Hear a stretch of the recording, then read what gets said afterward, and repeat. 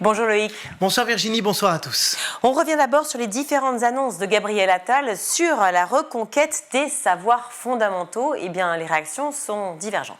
Oui, à l'occasion de la Journée mondiale des enseignants, c'était hier, le ministre a notamment proposé de constituer des groupes de niveau en français et en mathématiques au collège pour faire progresser les élèves. Mais pour Mélanie Guenet, qui est enseignante-chercheuse en mathématiques à l'université Paris-Saclay, ce choix ne ferait qu'aggraver la situation. C'est quelque chose qui a existé il y a longtemps en France, dans les années 70. C'est quelque chose qui existe dans certains pays ou qui a existé. Et il y a eu des tas d'études en sciences de l'éducation pour savoir si effectivement c'était plus efficace ou moins efficace en termes d'apprentissage. Et il se trouve que à peu près toutes les études sont d'accord pour dire que l'effet est à peu près nul et que s'il y a un effet, ça avantage un peu les bons et ça défavorise les plus faibles. Donc en fait, on va pas du tout régler notre problème d'hétérogénéité sociale qui, dans notre système scolaire, est absolument déterminante pour la réussite. On va au contraire accroître ce problème majeur. Vous avez peur que ça ne fasse qu'aggraver les choses. Et toujours sur RMC ce matin, Vincent Jeanbrun, maire Les Républicains de la Haye-les-Roses, a réagi aux propositions de Gabriel Attal. Alors, il venait d'abord pour parler des émeutes qui ont touché sa ville au moment de la mort du jeune Naël en juin et juillet dernier. Et il a tenu à réagir sur tous ces sujets, notamment sur la question du redoublement. Pour lui, il ne faut plus laisser passer des enfants qui n'auraient pas le niveau requis. Je crois qu'il faut qu'on invente un nouveau système. Le redoublement d'avant qui vous fait perdre une année puisque vous retournez à la même année que vous venez de terminer, c'est pas bon. En revanche, passer comme ça sans aucune barrière, c'est pas bon non plus.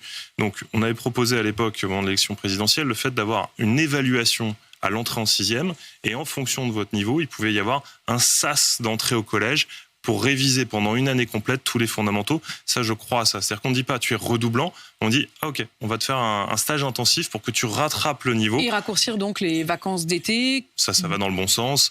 Il y a beaucoup de propositions qui vont dans le bon sens et je m'en réjouis. Après, il faut aussi dire une chose. Je parlais de choc de confiance vis-à-vis des policiers tout à l'heure. C'est pareil pour l'éducation nationale. Quand je parle de choc de confiance, c'est évidemment qu'il y a besoin de moyens. Il y a besoin de moyens partout, tout le temps. Vous entendez tous les politiques vous dire ça. Mais d'abord et avant tout, il faut débureaucratiser et envoyer des signaux de confiance aux forces de l'ordre et aux professeurs. On revient sur ces punaises de lit découvertes dans un lycée du 12e arrondissement à Paris mercredi soir. Eh bien, l'établissement a réouvert ses portes ce matin, sauf que les enseignants refusent de reprendre le travail. Oui, parce qu'après inspection complète réalisée hier soir, ce sont en tout 14 classes et une dizaine de salles de travail et d'entrepôts qui sont infestées par les punaises de lit. Dans un mail adressé aux enseignants et aux parents, le proviseur assure que 60 classes ne sont pas touchées, donc que les cours peuvent reprendre. Malgré tout, vous l'avez dit, les professeurs refusent de revenir. Ils avaient déjà exercé leur droit de retrait hier.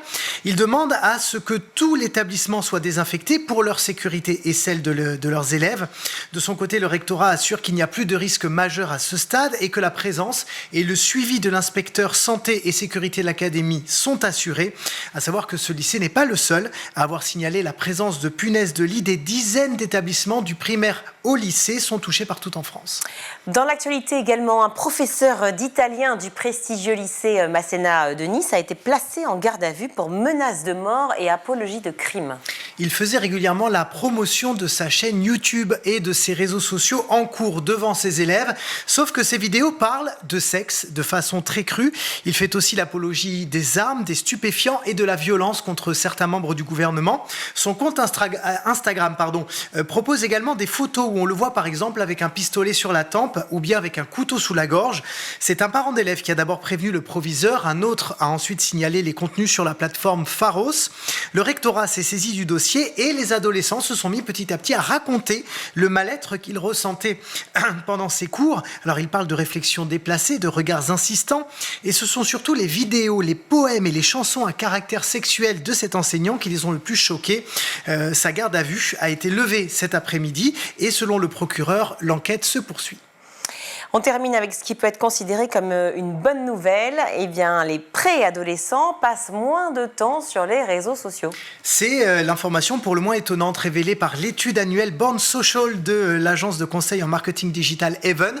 71% des enfants de 11 à 13 ans fréquentent les réseaux sociaux contre 87% l'année dernière. C'est un recul de 16 points, plutôt inattendu puisque c'est habituellement la tranche d'âge à laquelle on obtient son premier smartphone.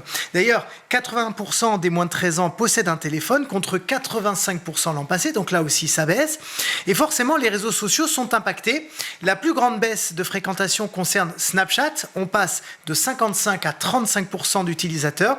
Puis TikTok, d'environ 45% à 23,5% cette année. Et selon les spécialistes, il s'agirait d'un mouvement assez vaste lié à une prise de conscience des parents, entre parenthèses, enfin pourrait-on dire, notamment suite à la médiatisation de plusieurs affaires de cyberharcèlement.